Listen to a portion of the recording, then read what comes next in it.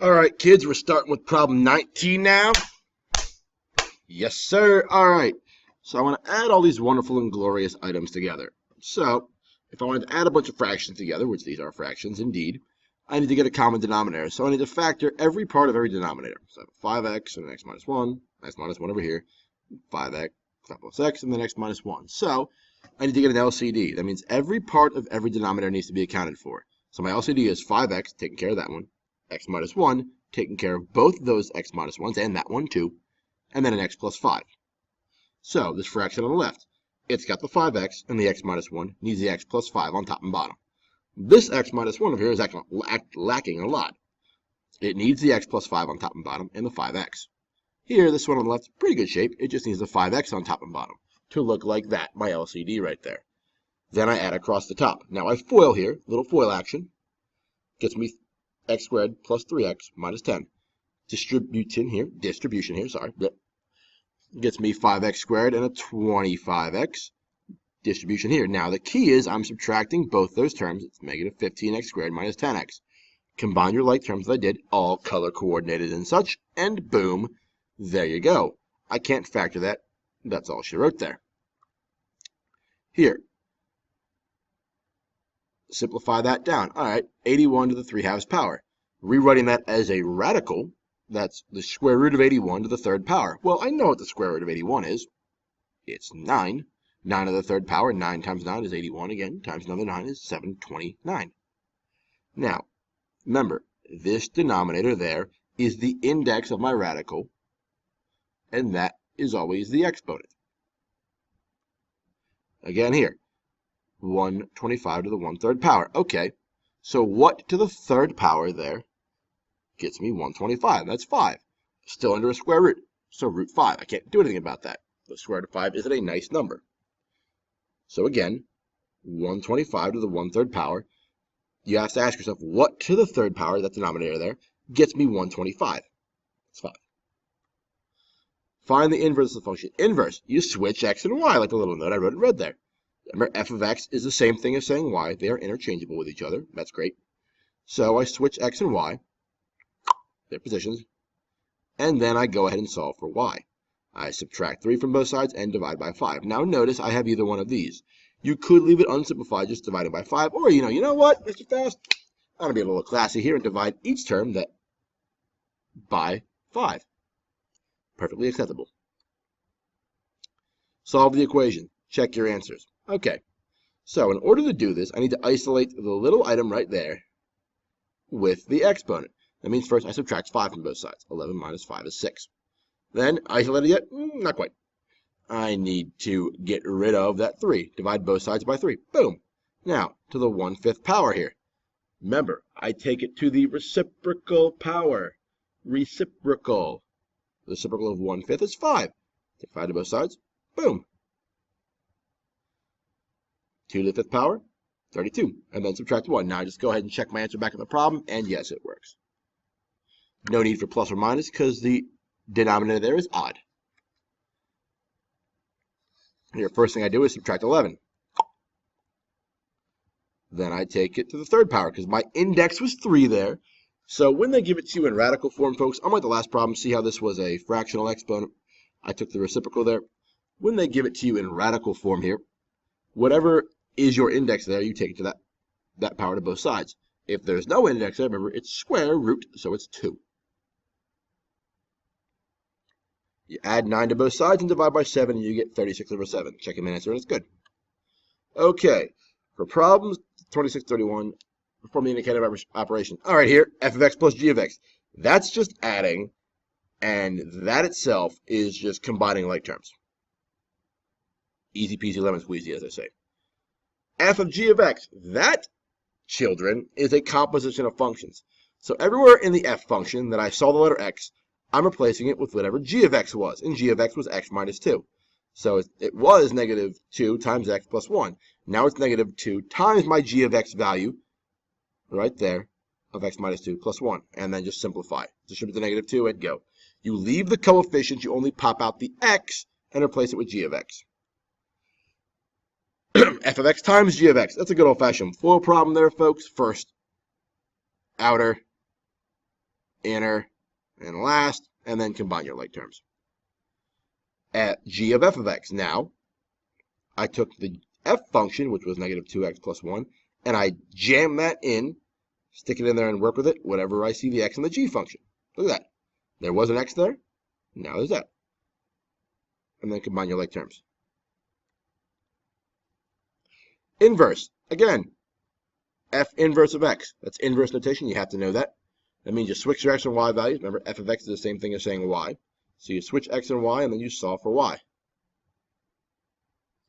That means I switch the x and y, I subtract 1, divide by negative 2. Now here you can leave it like that, or I distributed the negative 2, dividing both by negative 2 and just working it out that way. Ah, this one. Ooh, threw numbers out in front. 3 times the f of x function. All right, 3 times f of x. Okay, 3 times my f of x function. Negative 2 times my g of x function. Oh no, negative 2 times g of x. Distribute the negative 2, get negative 2x plus 4. Distribute the 3, and then combine your like terms. Evaluate the expression without using a calculator. All right, same base. You add your exponents. Hey, look, they have a common denominator. Oh, happy days are here again. So, you add your exponents. 1/4 plus negative 9/4 is negative 8/4. What's negative 8 over 4 is just negative 2. So 5 to the negative second power is just 1 over 5 squared.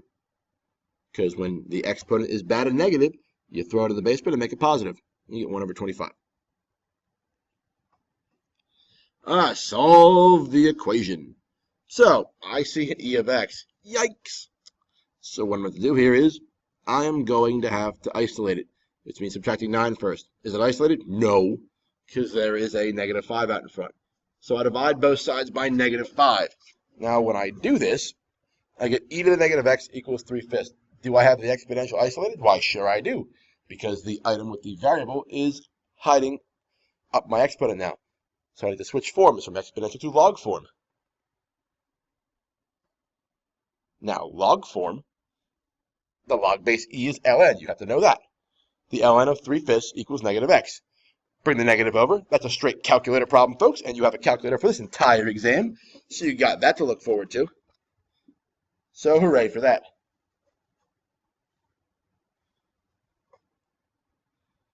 Here again, same concept.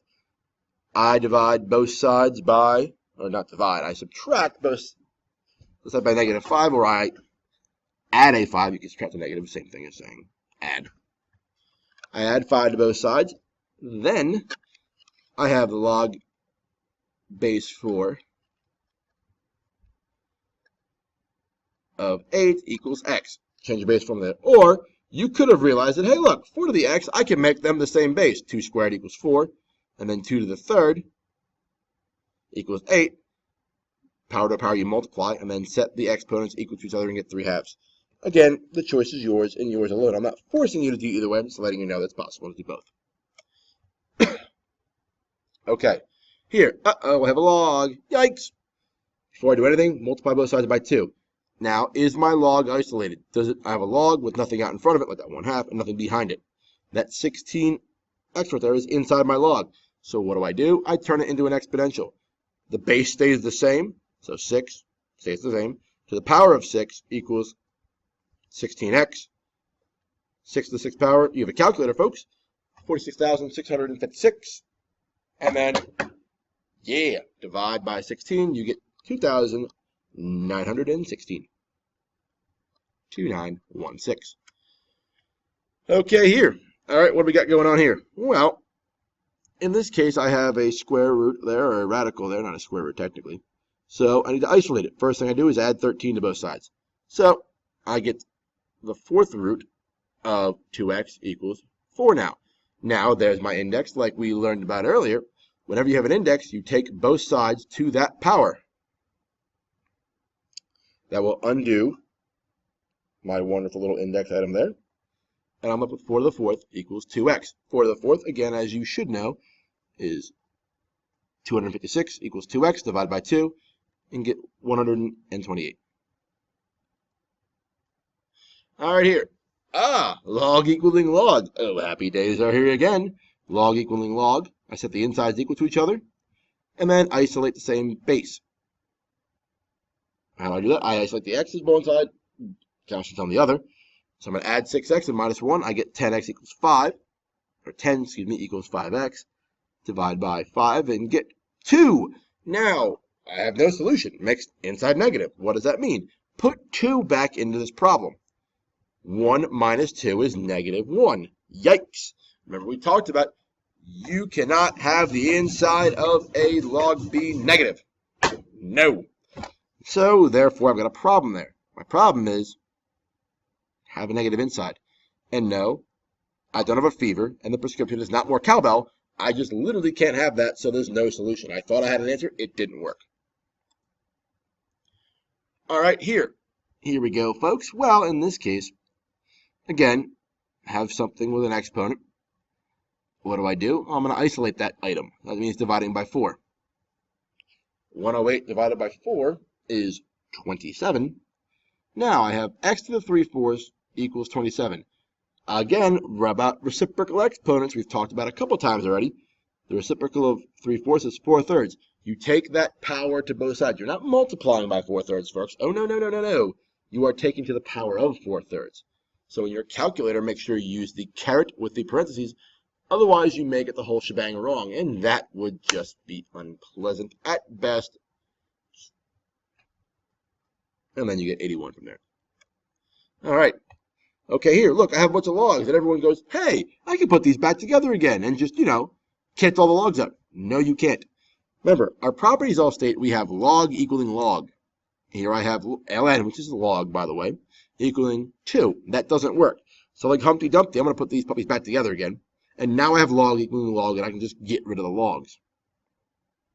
Now, I have x plus 5 equals x minus 1 over x plus 1. That's not that easy, but it's not super difficult either. I multiply both sides by x plus 1 to get rid of that denominator. There's a little FOIL action going on over here. X squared plus 6x plus 5. Then I subtract x and add 1 to both sides, because I want to set it equal to 0. Aha! X squared plus 5x plus 6. I can factor that. Two numbers that multiply to 6, add to 5, are 2 and 3. And then I set both of those binomials equal to 0. No problem. Except, oh great, here we go again. I put negative 2 in there. Negative 2 plus 1, negative 1. Makes it inside of a log negative. Sorry, you're out. Negative 3. Negative 3 plus 1 is negative 2. And there it goes again. So I thought I had two answers, folks. Turns out I actually don't have any, because they both make the inside of a log negative. Now, the nth time it makes any interior of a log negative, that problem is shot. Kaput. No good.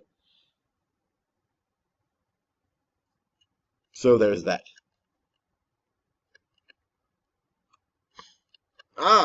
You deposit money into a $2,000 into an account that pays 2% annual interest compounded quarterly.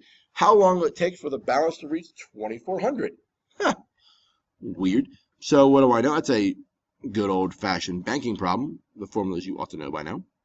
But remember, this time they're telling me what I want my A value to be.